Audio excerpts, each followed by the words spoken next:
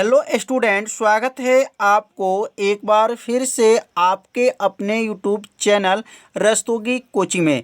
आज के इस वीडियो में क्लास 12 के भौतिक विज्ञान अभ्यास 8 में आज हम लोग पढ़ेंगे अभ्यास हल के बारे में बताया जाएगा। तो एक एक प्रश्न को आपको अच्छे से समझाया जाएगा। जहां आपको समझ में नहीं आएगा वहां पर आप सभी विद्यार्थी ज़रूर कमेंट कीजिएगा। तो पहला प्रश्न क्या है, अब पहला प्रश्न से लेकर के सभी प्रश्नों को आप लोग जरूर अपने कॉपी में क्या कीजिएगा, नोट करते चलिएगा। तो यहाँ पे प्रश्न है, चित्र 8.6 में एक संधारित्र दर्शाया गया है। अब यहाँ चित्र जो बनाया गया है इसमें एक संधारित्र दर्शाया गया है जो 12 सेमी त्रिज्या, अब त्रिज्या कितना है, 12 सेमी त्रिज्या दो वृत्ताकार प्लेटों को 5 सेमी की दूरी पर रखकर बनाया गया है। अब देखिए त्रिज्या कितना है, 12 सेमी त्रिज्या है, दो वृत्ताकार प्लेटों को कितनी दूरी पर रखा गया है, 5 सेमी की दूरी पर रख करके क्या किया गया है, बनाया गया है। संधारित्र को एक बाह्य स्रोत जो चित्र में नहीं दर्शाया गया है, मतलब इसमें बाह्य स्रोत जो है वो चित्र में नहीं दिया गया है। अब लिखा गया द्वारा आवेशित किया जा रहा है, मतलब दोनों जो है संधारित्र को आवेशित किया जा रहा है लेकिन वह बाह्य स्रोत से किया जा रहा है, लेकिन वो चित्र में दर्शाया नहीं किया गया है। आवेशकारी धारा नियत है और इसका मान जो है 0.15 जो है एम्पियर है। पहला प्रश्न है, धारिता एवं प्लेटों के बीच विभवांतर परिवर्तन दर का परिकलन कीजिए। तो यहाँ पर पहला प्रश्न में जो है इसमें धारिता की गणना करना है और जो है प्लेटों के बीच विभवांतर परिवर्तन की दर का जो है परिकलन करना है। दूसरा प्रश्न है, प्लेटों के बीच विस्थापन धारा ज्ञात कीजिए। तीसरा प्रश्न है, क्या किरचॉफ का प्रथम नियम संधारित्र के प्रत्येक प्लेट पर लागू होता है, स्पष्ट कीजिए। तो यहाँ पर 3 प्रश्न हैं, तो तीनों प्रश्न को बारी बारी से जो है हल करके बताया जाएगा। तो आप सभी विद्यार्थी अच्छे से समझिएगा, जहाँ नहीं समझ में आएगा वहाँ आप सभी विद्यार्थी क्या कीजिएगा, ज़रूर कमेंट कीजिएगा। तो यहाँ लिख लीजिए हल। अब यहाँ पर जब प्रश्न पढ़ने पर क्या क्या पता चला, आर का मान जो है त्रिज्या, अब यहाँ त्रिज्या कितना दिया गया है, तो प्रश्न देख लीजिए त्रिज्या कितना है, 12 सेमी है और त्रिज्या को किससे प्रदर्शित करेंगे, आर से प्रदर्शित किया जाता है। तब यहाँ लिखेंगे आर बराबर क्या लिखेंगे, 12 सेमी। तो पहला मान जो है आर का मान क्या है, 12 सेमी दिया गया है। अब ये सेमी को जो है मीटर में बदल देंगे, तो आर बराबर क्या हो जाएगा, 12 लिखेंगे आपका 12 गुणे 10 के पावर -2 हो जाएगा और ये किस में आ जाएगा, मीटर में आ जाएगा। ध्यान दीजिए सेमी से जब मीटर में बदलते हैं तो कितने से गुणा करते हैं, 10 के पावर -2 से जो है गुणा कर लेते हैं। यहाँ कितना मान नोट हो गया, तो एक मान जो है नोट हो गया। अब दूसरा मान देखेंगे, दो वृत्ताकार, ये दो वृत्ताकार देख रहे हैं ना, ये पहला वृत्ताकार है और ये दूसरा वृत्ताकार है। यहाँ से लेकर के यहाँ तक दोनों प्लेटों के बीच की दूरी जो है कितना है, 5 सेमी दिया गया है। अब दूरी को किसे दिखाते हैं, डी से, तो डी बराबर जो है 5 सेमी दिया गया है, 5 सेमी। तो अब यहाँ सेमी में दे दिया गया है, तो अब ये सेमी को किस में बदलना पड़ेगा, तो इसको जो है मीटर में बदलना पड़ेगा। तो कैसे बदलेंगे, 5 गुणे 10 के पावर -2 से गुणा कर लेंगे तो वह सेमी से किस में आ जाएगा, मीटर में आ जाएगा। तो समझ में आ गया होगा, दूसरा मान भी आप लोग को क्लियर हो गया होगा। अब तीसरा मान देखिए, यहाँ धारा दिया गया 0.15 एम्पियर है, तो यहाँ लिखेंगे आई और आई बराबर क्या दिया गया है, 0.15 एम्पियर जो है धारा दिया गया है। तो यह जो है आपका समझ में आ रहा होगा कि ये 3 मान जो है क्लियर हो गया, आर का मान, डी का मान और आई का मान। यह तीनों मान जो है आप लोग अच्छे से समझ लिए होंगे कि ये मान कहाँ से आया, तो ये प्रश्न में मान दिया गया था। अब यहाँ पहला प्रश्न में क्या पूछा जा रहा है, धारिता, धारिता किससे दिखाते हैं, सी से। अब सी बराबर प्रश्नवाचक हो गया। और प्लेटों के बीच विभवांतर परिवर्तन दर, तो विभवांतर परिवर्तन दर को किससे दिखाएंगे, डी बटा, ध्यान दीजिएगा डी बटा क्या है, डी उसको कहते हैं। यह भी क्या है, प्रश्नवाचक है। 2 प्रश्न हो गया। तो पहला प्रश्न में ध्यान दीजिए, पहला प्रश्न में 2 प्रश्न है। पहला प्रश्न में क्या है, धारिता की गणना करना है और जो है विभवांतर परिवर्तन की दर की भी गणना करना है। अब यहाँ पे जो है पहले सी का सूत्र लिखेंगे। अब सी का सूत्र क्या होता है तो आप सभी विद्यार्थी जानते होंगे, ये बताया जा चुका है। सी बराबर होता है एप्सिलॉन 0a बटा क्या होता है, बटा जो है डी होता है। तो अब यहाँ पे देखेंगे, अब यहाँ पर क्या है, एप्सिलॉन 0 है, ए का नाम क्षेत्रफल है और डी का नाम क्या है, दूरी है। तो इसमें देखेंगे प्रश्न में क्या ए का मान दिया गया है क्या, तो यहाँ देखेंगे ए का मान नहीं दिया गया है। जब ए का मान नहीं दिया गया इसका मतलब ए को भी बदलना पड़ेगा। तो ए का सूत्र होता है पाई आर का स्क्वायर, क्योंकि ये वृत्त है तो इसलिए वृत्त का क्षेत्रफल का सूत्र क्या होता है, पाई आर का स्क्वायर होता है। तो यहाँ लिख लेंगे, चूंकि ए को बदल देंगे अब तो लिखेंगे सी बराबर क्या लिखेंगे, एप्सिलॉन 0 हो जाएगा और ए की जगह पे क्या लिखेंगे, पाई आर का स्क्वायर बटा में क्या हो जाएगा, तो बटा में जो है डी हो जाएगा। अब यहाँ पे क्या करेंगे, इसमें मान को रख लेंगे। तो अगला लाइन लिखेंगे सी बराबर, अब एप्सिलॉन 0 का मान क्या होता है, तो आप सभी विद्यार्थी जानते होंगे कि एप्सिलॉन 0 का मान क्या होता है। तो यहाँ पर अगर याद है तो ठीक है, नहीं याद है तो इस मान को याद रखिएगा, 8.85 गुणे 10 की पावर क्या होता है, -12 होता है। किसका मान है, तो एप्सिलॉन 0 का यह मान है। पाई का मान क्या होता है, तो 3.14 होता है। और आर का मान इसमें कितना दिया गया था, तो एक बार देख लीजिए, आर का मान यहाँ दिखाई दे रहा होगा क्या है, 12 गुणे 10 की पावर -2 है। लेकिन यहाँ वर्ग है, तो वर्ग है तो इसको 2 बार लिखेंगे। क्या लिखेंगे, 2 बार। क्या लिखेंगे, 12 गुणे 10 की पावर -2, पुनः लिखेंगे 12 गुणे 10 के पावर -2। ये 2 बार क्यों लिखेंगे, क्योंकि वर्ग है तो वर्ग में 2 घात है तो इसने 2 बार इसको लिखेंगे। और यहाँ देखेंगे डी का मान क्या है, तो डी का मान जो दिया गया है 5 गुणे 10 के पावर -2 है। यह क्या है, तो ये दोनों प्लेटों के बीच की दूरी था। अब यहाँ पे देखेंगे कि इसको कैसे काटेंगे, तो यहाँ देख लेंगे 10 के पावर -2 घात जो है ऊपर है। तो अब यहाँ 10 के पावर -2 से 10 के पावर -2 को क्या कर देंगे, काट देंगे, क्योंकि ये अंश में और हर में दोनों में है। अब ये 5 से जो है 5 से 1 कट जाएगा, तो 5 एकन्नम 5 हो जाएगा और यहाँ क्या बचेगा, 5 एकन्नम 5 3 बचेगा, तो 7 पच्चे क्या होगा, 35, 7 पच्चे 35, तो 1.77 हो जाएगा। 5 से इसको भाग करने पर क्या आया, तो सी बराबर लिखेंगे। अब क्या बचेगा यहाँ पर, सी बराबर 1.77 और यहाँ क्या बचेगा, गुणे 3.14 गुणे क्या होगा, 12 गुणे 12, 10 के पावर क्या बचेगा अब यहाँ -12 और -2 मिल करके क्या बनेगा, -14। अब ध्यान दीजिएगा, घात वाले को एक पास कर लिया गया है, -12 -2 मिल करके -14 हो गया। और यहाँ 1.77 3.14 12 गुणे 12, इस सब का गुणा कर लेंगे और सब का गुणा करने पर जितना आंसर आएगा वह किसका आ जाएगा, धारिता का मान आ जाएगा। तो आप सभी विद्यार्थी इसका गुणा कर लीजिएगा, तो गुणा कितना आ जाएगा, 800 आ जाएगा। क्या आ जाएगा, 800 गुणे 10 के पावर क्या होगा, -14। इसका गुणा करके आप लोग चेक कर लीजिएगा, 800 जरूर आएगा। अगला लाइन क्या बनेगा, तो सी बराबर जो है, अगर इसमें 2 जीरो कम कर दिया जाए तो क्या हो जाएगा, 8 गुणे 10 के पावर -14 था तो क्या हो गया, 10 के पावर -12 हो जाएगा।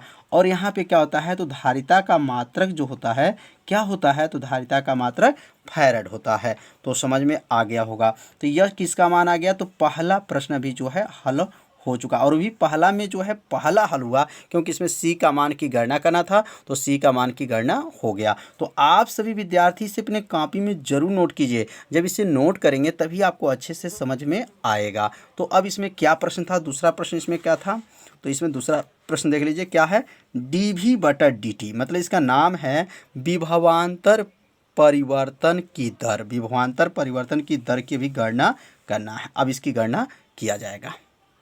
तो अब यहाँ पे क्या निकालना था, दूसरा प्रश्न में क्या था, dv बटा dt निकालना है। तो यहाँ पहले यहाँ पे लिखेंगे, इसका सूत्र बनाएंगे। कैसे सूत्र बनेगा, तो धारा का सूत्र होता है, आप सभी विद्यार्थी जानते होंगे, धारा बराबर होता है आवेश बटा क्या होता है, समय होता है। ये किसका सूत्र है, तो धारा का सूत्र है। अब धारा को किससे दिखाते हैं, आई से दिखाते हैं। आवेश को क्या होगा, dq हो जाएगा और समय को किससे दिखाएंगे, dt से। और यहाँ पे ध्यान देंगे आई का मान क्या है, dq बटा जो है dt है। अब एक सूत्र पढ़े हैं, आवेश बराबर होता है, आवेश बराबर होता है धारिता, आवेश q बराबर होता है cv। क्या कहेंगे, Q बराबर क्या होता है, CV होता है, मतलब धारिता गुणे क्या है, विभवांतर होता है। ये धारिता चैप्टर में आपसे विद्यार्थी पढ़े होंगे, यदि नहीं पढ़े हैं तो प्ले लिस्ट में सब वीडियो है, वहाँ से जा करके आप देख सकते हैं कि धारिता चैप्टर में Q बराबर CV बताया गया था कि नहीं बताया गया था, तो उस भाग का वीडियो जरूर देखिएगा। तो Q बराबर CV है। अगर यहाँ या कर दिया जाए, या का मतलब क्या है, CV बराबर क्या हो जाए, तो CV बराबर क्या बनेगा, Q हो जाएगा। अगर V बराबर देखा जाए तो क्या बनेगा, Q, और क्या हो जाएगा यहाँ पर Q बटा जो है Q बटा C हो जाएगा। तो समझ में आ गया होगा, किसका सूत्र बना दीजिए, भी का।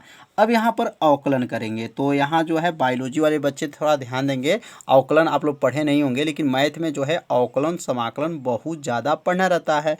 तो ये टी के सापेक्ष क्या करेंगे, अवकलन करेंगे।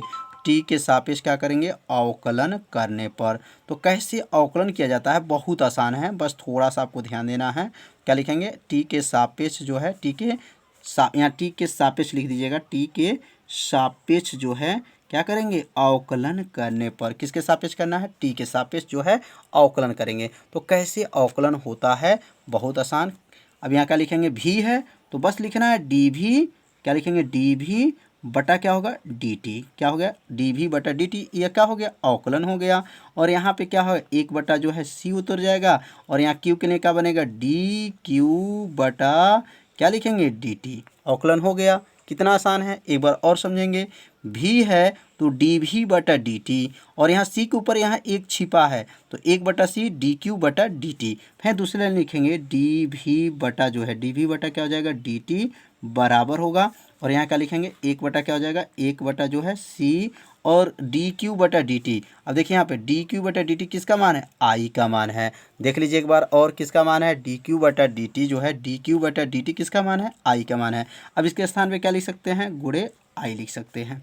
अगला लाइन बनेगा डी भी बटा जो है क्या हो जाएगा, डी टी बराबर हो जाएगा, और आई बटा क्या बन जाएगा, आई बटा सी हो जाएगा। क्या लिखेंगे यहाँ पर, आई बटा सी हो जाएगा। कितना आसान है। अब सूत्र क्या बन गया, डी भी बटा डी टी का सूत्र बन चुका आई बटा सी। अब इसमें मान को क्या करेंगे, रख लेंगे, और मान रख करके इसको हल कर देंगे। तो डी भी बटा क्या हो गया, डी टी हो जाएगा बराबर। बताइए आई का मान कितना दिया गया था प्रश्न में, तो यहाँ देख लीजिए आई का मान क्या है, आई का मान 0 जो है क्या था, 0.15 एम्पियर था, 0.15 है। और सी का मान जो है निकाला गया 8 गुणे 10 की पावर क्या है, -12। तो अब यहाँ मान रखेंगे, क्या हो जाएगा, आई का मान क्या होगा, 0.15 बटा, और नीचे क्या हो जाएगा 8, 8 गुणे 10 की पावर क्या था, 10 की पावर -12 था, -12 था। अब क्या लिखेंगे, डी भी बटा, अब क्या लिखेंगे, डी भी बटा क्या हो जाएगा, डी टी, डी भी बटा डी टी हो गया बराबर। अगर इसका दशमलव हटा दिया जाए, तो दशमलव जब हटाएंगे तो किससे गुणा करना पड़ेगा, 100 से। किससे गुणा कर दें, 100 से अगर गुणा कर दें तो दशमलव क्या हो जाएगा, हट जाएगा। 100 से इसका दशमलव हट गया तो क्या बचेगा यहाँ पर, 15 बटा नीचे क्या हो जाएगा, 800। 800 गुणे 10 की पावर क्या हो जाएगा, 10 की पावर -12 हो जाएगा। अब यहाँ पे क्या करेंगे, अब यहाँ पे थोड़ा सा आपको ध्यान देंगे, अब ये 2 जीरो भी क्या कर देंगे, कम कर देंगे। तो डी भी बटा क्या हो जाएगा, डी टी बराबर हो जाएगा। अब यहाँ पे लिखेंगे 15 बटा क्या होगा, 8 गुणे 10 के पावर अब क्या हो गया, -10 हो जाएगा। अब ये 10 घात जो है कहाँ चला जाएगा, ऊपर चला जाएगा। तो डी भी बटा क्या हो जाएगा, डी टी बराबर 15 गुणे 10 के पावर 10 घात हो गया, बटा क्या हो जाएगा, 8 हो जाएगा। फिर लिखेंगे यहाँ पर डी भी बटा क्या हो जाएगा, डी टी बराबर। अब 8 से जो है क्या करेंगे, 15 में क्या करेंगे, भाग कर देंगे। तो भाग देने में कितना आएगा, 1.87 गुणे 10 के पावर क्या रहेगा, 10। मात्रक क्या होगा, तो वोल्ट, वोल्ट प्रति क्या हो जाएगा, सेकंड। अब वोल्ट प्रति सेकंड कैसे बनेगा, तो यहाँ से वोल्ट हो जाएगा, और टाइम का मात्रक क्या होगा, सेकंड हो जाएगा। तो वोल्ट प्रति क्या हो जाएगा, सेकंड, इसका जो है मात्रक हो जाएगा। तो आप सभी विद्यार्थी समझ लिए होंगे कैसे इसको हल किया गया है। तो सूत्र बनाना जो है आप सभी विद्यार्थी जरूर सीख लीजिएगा, कैसे इसको सूत्र बनाया गया है, और सूत्र बना करके इसको हल किया गया है। तो अब इसमें जो है 2 प्रश्न जो है कंप्लीट हो गया। तो अब अगला देखेंगे प्रश्न क्या है। तो दूसरा प्रश्न क्या लिखा गया, प्लेटों के बीच जो है विस्थापन धारा की क्या करना है, गणना करना है। प्लेटों के बीच विस्थापन धारा की गणना करना है। तो अब यहाँ लिखेंगे प्लेटों के बीच का जो है विस्थापन धारा क्या होता है। तो अब यहाँ पे जो है दूसरा लिखेंगे। अब दूसरा जो है विस्थापन धारा किसे दिखाएंगे, आई डी से। आई डी बराबर जो है प्रश्नवाचक हो जाएगा। अब आई डी जो है इसमें क्या है, ध्यान देंगे। आई डी मतलब विस्थापन धारा और चालन धारा आपस में क्या होते हैं, बराबर होते हैं। विस्थापन धारा और चालन धारा आपस में क्या होते हैं, बराबर होते हैं। तो इसमें चालन धारा दे चुका है। चालन धारा कितना दिया गया था, तो 0.15 एम्पियर जो है इसमें दे दिया गया है। और यहाँ पर जो है कैसे पता चलेगा कि दोनों इसमें धारा आपस में बराबर होते हैं, क्योंकि ये जो है दोनों प्लेटों के बीच जो स्थित जो बंद लूप है वह गुजरने वाला वैद्युत फ्लक्स जो है के रूप में है, इसलिए जो है ध्यान देंगे इसमें चालन धारा और विस्थापन धारा आपस में क्या हो जाएंगे, बराबर हो जाएंगे। इसका मतलब आई डी का मान जो है क्या होगा, आई हो जाएगा। आई डी बराबर क्या है, आई। तो अब यहाँ लिखेंगे आई डी बराबर जो है आई का मान कितना था, 0.15 एम्पियर हो जाएगा। मतलब इसमें चालन धारा और विस्थापन धारा आपस में क्या होते हैं, बराबर होते हैं। तो इसमें जो है विस्थापन धारा को आई डी से दिखाएंगे और चालन धारा को आई से दिखाएंगे। तो आई डी कितने के बराबर हो गया, 0.15 एम्पियर हो जाएगा। अब इसमें तीसरा प्रश्न क्या दिया गया था, तो तीसरा प्रश्न देख लेंगे सी। क्या यह किरचॉफ का प्रथम नियम संधारित्र के प्लेटों प्रत्येक प्लेट पर लागू होता है, स्पष्ट कीजिए। तो क्या किरचॉफ का प्रथम नियम, तो किरचॉफ का प्रथम नियम जो है आपसे विद्यार्थी जानते होंगे कि किरचॉफ का प्रथम नियम क्या है। तो यहाँ पे जो है किरचॉफ का प्रथम नियम जो है क्या होता है, मतलब ये चार जो आने वाली धारा और संधि से जाने वाली धारा आपस में क्या होती हैं, बराबर होती हैं। किरचॉफ का यह प्रथम नियम होता है। तो यहाँ पर क्या यह जो है संधारित्र के प्लेट पर लागू होता है, तो लिखेंगे हाँ, किरचॉफ का प्रथम नियम जो है संधारित्र के प्लेट पर लागू होता है। अब क्यों लागू होता है इसके बारे में भी लिख लिया जाएगा। तो यहाँ लिखेंगे, यहाँ पर तीसरा प्रश्न का उत्तर है। अब तो लिखेंगे हाँ, लिखेंगे हाँ, किरचॉफ का